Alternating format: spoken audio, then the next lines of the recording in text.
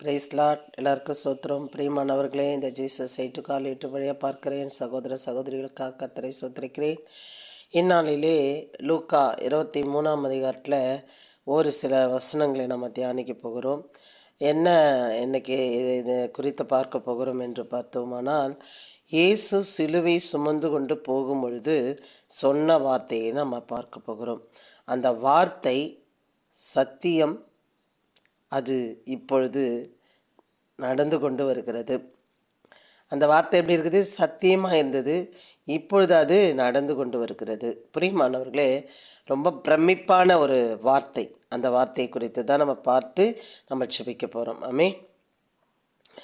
அவர்கள் இயேசுவை கொண்டு போகிற பொழுது, சிலுவை எடுத்து கொண்டு போகிற பொழுது, ஒரு நாட்டிலிருந்து வருகிற சீரோனே ஊரானாகி சீமோன் என்கிற ஒருவனை பிடித்து சிலுவையை அவர் பின்னே சுமந்து கொண்டு வரும்படி அதை அவன் மேல் வைத்தார்கள். திரளான கூட்டமான ஜனங்களும் அவருக்காக புலம்பி அழுகிற ஸ்திரீகளும் அவருக்கு பின் சென்றார்கள். இயேசு அவர்கள் முகமாய் திருப்பி, எருசலேமின் குமாரத்திகளே, நீங்கள் எனக்காக அழாமல் உங்களுக்காக உங்கள் பிள்ளைகளுக்காக அழுங்கள் என்று சொல்கிறார். அவரே சுமந்து கொண்டு போகிறார். அவர் நமக்காக அவர் சரீரம் முழுவதும் அடிக்கப்பட்டிருக்கிறது. அவரோட சதைகள் எல்லாம் பிக்கப்பட்டு தோல் எல்லாம் கிழிக்கப்பட்டு இருக்கிறது. ரத்தம் சிந்தி கொண்டிருக்கிறது. அந்த நிலைமையிலே அழுகிறவர்களை பார்த்து சொல்லுகிறார், நீங்கள் எனக்காக அழாமல் உனக்காக உங்கள் பிள்ளைகளாக அழுங்கள் என்று. அவரால் முடியலந்தான்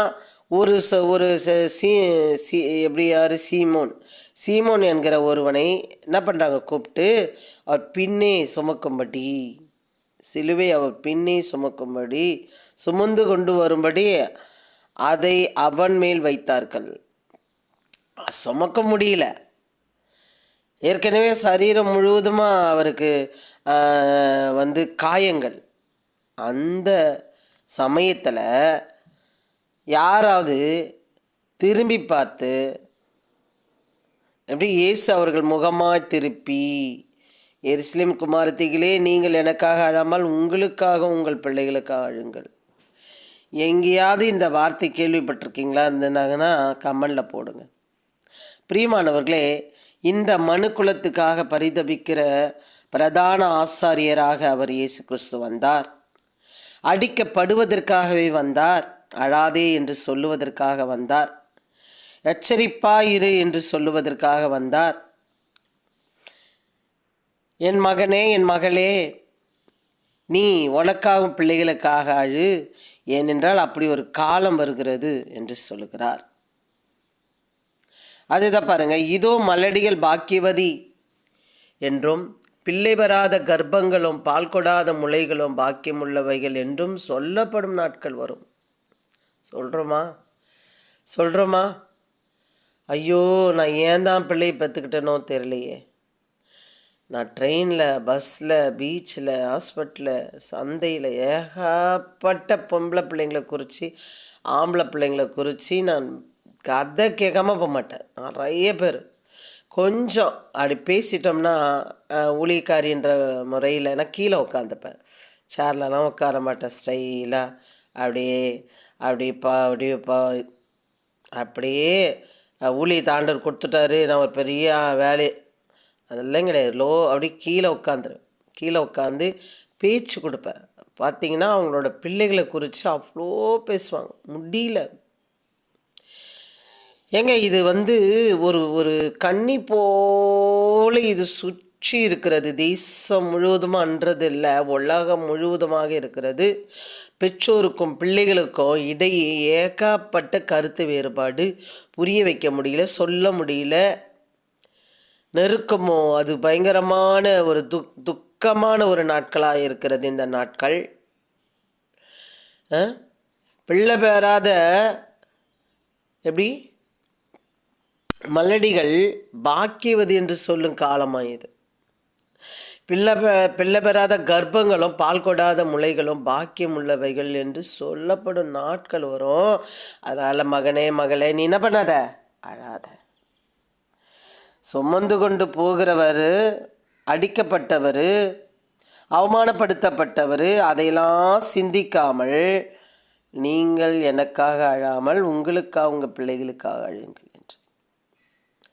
இன்றைக்கு வீடியோவில் இது சபையில், நம்ம பக்கத்தில், நம்ம வீட்டில், நம்ம தெருக்களில் நடக்கிறத பார்த்திங்கன்னா, பிள்ளைகள் என்ன, அதாவது அவங்க சிந்தனையில் தான் இருக்காங்களா இல்லை வேறே உலகத்தில் வேறு சிந்தையில் இருக்கிறாங்களா தெரியல. நல்லது எது கெட்டது எது தெரியல. எதுக்கு சொல்கிறாங்க, எதுக்கு இன்னத்துக்கு சொல்ல வராங்க தெரியல. Depression depression depression depression. இது ஏதோ ஒரே ஆளுங்க, ஒரே ஜாதிக்கு தான், ஒரே மதத்துக்கு தான் வருதா? இன்னொன்று கிறிஸ்டினோ, முஸ்லீமோ, இந்து எல்லாரையும் நான் பார்த்துட்டேன், எல்லாரையும் பார்த்துட்டேன். இந்த சின்ன ஊழியத்தில் எல்லாரோடையும் நான் பேசியிருக்கேன். கண்ணீர் விட்டு கொண்டிருக்கிறார்கள், கண்ணீர் விட்டு கொண்டிருக்கிறார்கள். பிரியமானவர்களே, நாம் எந்த நிலைமையில், எந்த காலத்தில் இருக்கிறோமா? இந்த நாட்கள் சொல்லப்படும் நாட்கள். கர்ப்பவதிகள் பாக்கியவதி என்று சொல்லும்படியான ஒரு நாட்களாம். பால் கொடுக்காத முளைகளும் கர்ப்பங்களும் பிள்ளை பெறாத கர்ப்பங்களும் பாக்கியம் உள்ளது என்று சொல்லும் நாட்களாமா இது. பிரியமானவர்களே, ஏன், எதற்காக ஒன்றுமே புரியல.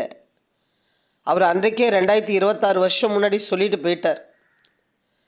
இப்போ அது ஒரு பயங்கரமான இருளின் ஆதிக்கம் போல அது நடந்து கொண்டிருக்கிறது. நமக்கு ஒரு குழந்தைய சொன்னாங்களாம், என்னவோ சொன்னாங்களாம், சும்மா விளையாட்டுக்கு தான் சொன்னாங்களாம், சூசைட் அட்டன் பண்ணிட்டா.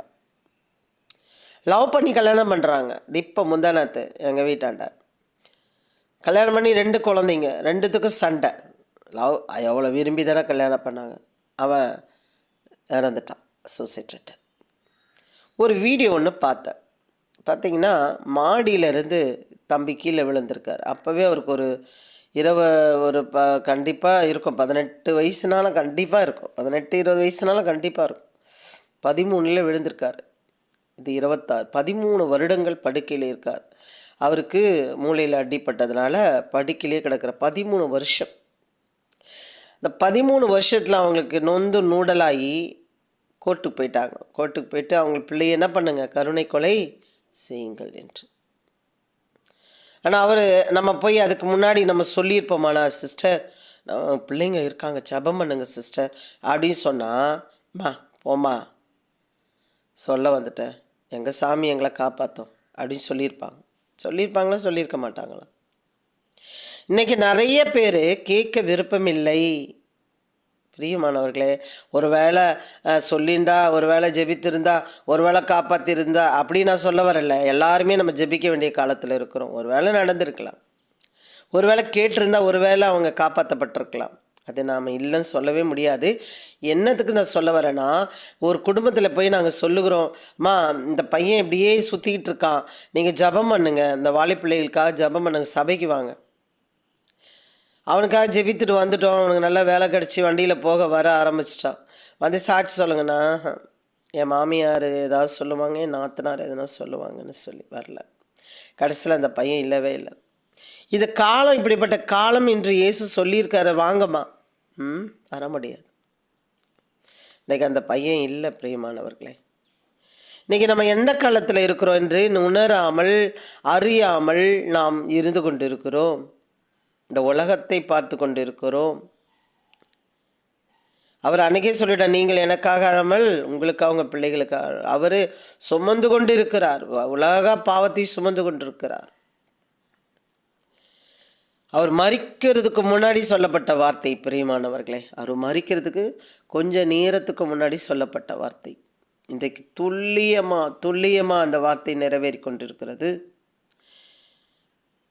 நாம் பிள்ளைகளுக்காக நமக்காக ஜெபிக்க வேண்டும்.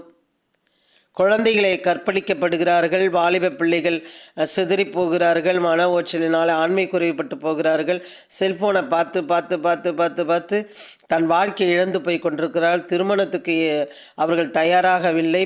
திருமணம் தேவையில்லை என்று சொல்லுகிறார்கள். அவங்க இஷ்டம் போல் ஆணுக்கு ஆணு பெண்ணுக்கு பெண்ணுக்கு நான் திருமணம் பண்ணிப்பேன்னு சொல்லுகிறார்கள். எனக்கு பிடிச்சதை தான் நான் செய்வேன்னு சொல்லுகிறார்கள். ஒன்றுமே சொல்ல முடியல. கதவு சாத்தி கொள்ளுகிறார்கள். பேச முடியவில்லை. எந்த நன்மையும் அவர்கள் காதில் போட முடியவில்லை. எங்கே போய் கொண்டிருக்கிறது? இதை பார்த்து கொண்டிருக்கிற தேவ பிள்ளைகளே, நமக்காக நம்ம பிள்ளைகளுக்காக அழுங்கள், செபியுங்கள். அப்படியே பக்கத்தில் இருக்கிற காம்பவுண்டில் இருக்கிற நம்ம சொந்த பந்தங்கள் மத்தியில் இருக்கிற பிள்ளைகளுக்காக ஜெபம் பண்ணுங்கள்.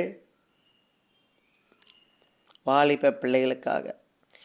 ஏன் உனக்காக உங்கள் பிள்ளைகளுக்காக அழின்னு சொன்னார் அப்படின்னு பார்த்தீங்கன்னா, ஏன்னா வயதான 80 வயசு பாட்டியும் கெடுக்கப்படுகிறார்கள். பிறந்த 17 நாள் குழந்தை கெடுக்கப்பட்டிருக்கிறது. என்ன நடக்குது? நாம் செபிக்கிற வேண்டிய காலத்தில் வந்திருக்கிறோம் பிரியமானவர்களே. இடைவிடாமல் ஜெபம் பண்ணுங்கள். உன் பிள்ளைகளுக்காக நதியளவா கண்ணீர் விட்டு ஜெபம் பண்ணு என்று சொல்லுகிறார். இடைவிடாமல் ஜெபம் பண்ணுங்கள் என்று சொல்லுகிறார். அதிகாலையிலே எழுந்து ஜெபம் பண்ணுங்கள். கெச்சிக்கிற சிங்கம் போல அவன் சுற்றி திரிகிறான். நீ விழித்திருந்து ஜெபம் பண்ணு என்று சொல்லுகிறார்.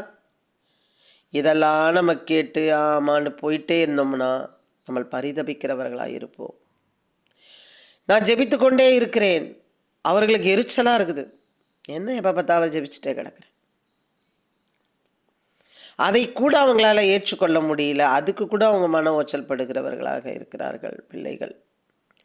நன்மை எது தீமை எது அறியாமல் இருந்த ஆதாம் ஏவாளை போல இப்போ இருக்கிறார்கள் பிள்ளைகள். பிரியமானவர்களே, இயேசு கிறிஸ்து அப்படியே இருந்து விட்டு போக சிலுவை சுமந்து ஜீவனை தரவில்லை. மாறாக அதை அறிந்து கொண்டு ஜெயிக்கவே நமக்காக அவர் சிலுவை சுமந்தார் என்று அறிந்து நம்ம செபிப்போம், வெற்றி பெறுவோம். நமக்காக, நம்ம பிள்ளைகளுக்காக, தேசத்து பிள்ளைகளுக்காக நம்ம செபிப்போம். பிரியமானவர்களே, ஆண்டவரே ரொம்ப மன கஷ்டமாக இருக்குதப்பா. நாங்கள் ஒரு சின்ன ஜபத்தை வைக்கிறோம் சுவாமி. இதில் இணைந்து ஜெபிக்கிற சகோதர சகோதரிகளுக்காக, ஊழியக்கார பிள்ளைகளுக்காக, என் தேசத்து பிள்ளைகளுக்காக, எங்கள் பிள்ளைகளுக்காக, எங்கள் காம்பவுண்டில் இருக்கிற பிள்ளைகளுக்காக, எங்கள் ஊரில் இருக்கிற பிள்ளைகளுக்காக, காலேஜில் சபையில் இருக்கிற பிள்ளைகளுக்காக நாங்கள் ஜெபிக்கிறோம். பெரியோருக்காக ஜெபிக்கிறோம். சிறியோர் குழந்தைங்களுக்காக ஜெபிக்கிறோம். காலேஜை படிக்கிற பிள்ளைகளுக்காக ஜெபிக்கிறோம். வேலை செய்கிற பிள்ளைகளுக்காக, திருமணத்துக்கு காத்து கொண்டிருக்கிற பிள்ளைகளுக்காக ஜெபிக்கிறோம். ஒவ்வொரு பிள்ளைகள் மேலே உங்கள் ஆளுகை இருக்கட்டும் அப்பா. நீங்கள் ஜெபிக்க சொன்னீங்க, நாங்கள் ஜெபிக்கிறோம். ஒரு ரத்தத்தை தெளிக்கிறோம் சுவாமி பிள்ளைகள் மேலே. பிள்ளைகளோட ஆவி ஆத்மா சரீரத்து மேலே தெளிக்கிறோம் சாப்பா. ஒப்பு கொடுக்குறோம்ப்பா. ரத்த கோட்டைகளை வச்சுக்கொள்ளுங்க. வெயிலை அடைத்து கொள்ளுங்க. நல்ல யோசனைகளை கொடுங்க. ஆலோசனை சொல்லுகிறவர்களை கொடுங்க. பிள்ளைகளோட நல்ல புத்தி, அறிவு, ஞானத்தை நீங்கள் பெருக செய்யுங்கப்பா. ஆயுசு நாட்களை பெருக செய்யுங்க. லாபத்துக்கும் விலைக்கு காப்பாற்றுங்க. எல்லா சத்துரு திட்டங்களை இயேசு கிறிஸ்து நம்ம நிர்மூலமாக்கி அப்புறப்படுத்துகிறேனப்பா. பெரிய காரியங்களை செய்யுங்க. பிள்ளைகள் காக்கப்படணும் ஆண்டவரே. பெற்றோர்கள் விடுகிற கண்ணீருக்கு பதில் கொடுப்பீராக. மல்கியாலை வாசிக்கிறோம் அப்பா.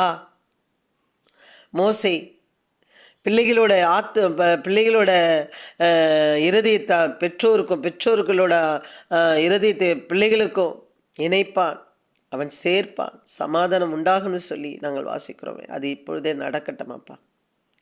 நிறைய காரியங்களை செய்யுங்க, பொறுப்படுப்பீராக, பலப்படுத்தும், ஆசீர்வதிங்க. இயேசு கிறிஸ்து நாமத்தினாலே ஜெபிக்கிறோம் நல்ல பிதாவே. ஆமீன் ஆமீன். அல்லேலூயா. தொடர்ந்து ஜெபம் பண்ணுங்கள், நாம் ஜெயிப்போம். மீன். God bless you. Hallelujah.